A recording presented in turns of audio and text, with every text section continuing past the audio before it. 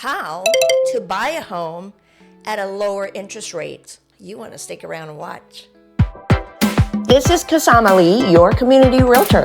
By the end of this video, you will learn 3 ways to be able to possibly purchase a home now while interest rates are in the 6 to 7%. It is possible, yes. Stick around and you want to learn about the 3 ways that we might be able to get you into a home buying arena. If this type of content is valuable, you want to hit subscribe and the bell notification so you don't miss future videos. Thanks for supporting the channel and sharing and commenting and liking it. I hope that it continues to serve many more families to come. Method number 1, you can do the rate buy down. You may have heard of this, or you may not even know what I'm talking about, okay? So there was one interview that I actually did with Carl Lewis, a mortgage specialist, and you can click the video above to be able to find this video. With the rate buy down, you actually pay up front. It could be coming from the buyer, or sometimes it can be negotiated with the seller. This is where your agent is going to go to work and see what they can do for you.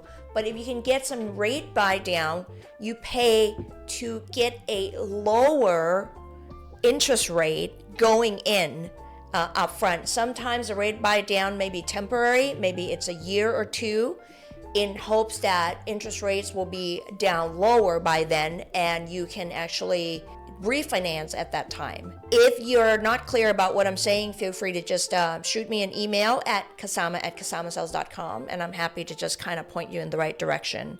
The video that I did with Carl Lewis would really give you a better insight, as he is a lender and I am not. Method number 2 is adjustable rate mortgage. Acronym is ARM, A-R-M. What that means is you can actually go in, instead of getting a financing of a 30-year fixed rate, you can actually go in with an adjustable rate mortgage, which is typically lower than a 30-year fixed at any given time, okay? What that means is you're going in knowing that this is a short-term rate. It's very similar to a buy down, but the buy down can be a fixed rate for 30 years. But this one, you are thinking that you're gonna temporarily go in at this lower rate and then refinance out when the 30-year fixed rate is lower. So you can do that as well. So that's a second way to be able to get in. And this is where you want to talk to, when you're getting your pre-approval done, ask your lender about what the ARM rate, a 2-year ARM, a 5-year ARM might look like for you at this point. Now, as a side note, you may feel a little anxious about what an ARM mortgage might feel, because way back when there were foreclosures and there were times when people were getting into a rate that they shouldn't have gotten into, that was the ARM. Well, guess what?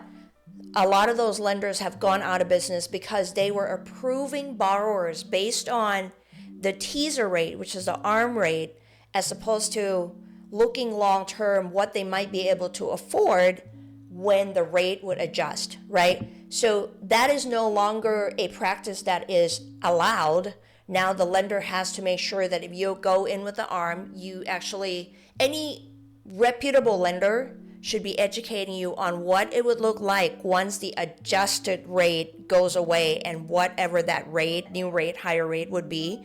They want to make sure that you can afford that new rate as well. So that's an important note. When you talk to your lender, make sure you ask about what the rate, the adjustable rate, might look like when it's no longer the lower rate. I hope I make sense.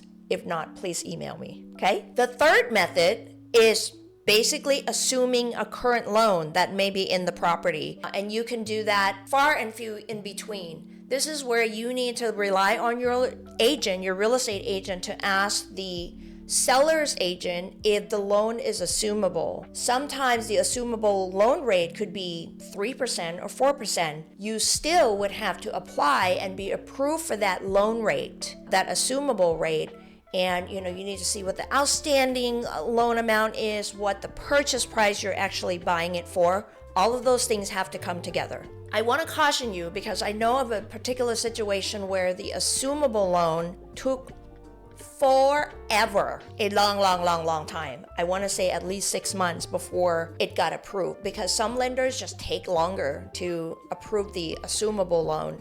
So it sounds good in theory, but you might not have control of how long that process might take before the assumable loan would actually be approved and be transferred to the new buyer. So word of caution on that. So those are the 3 ways that you can actually buy now and then refinance later and get a better rate, or through the assumable rate. I hope this is helpful to you. Thanks for watching.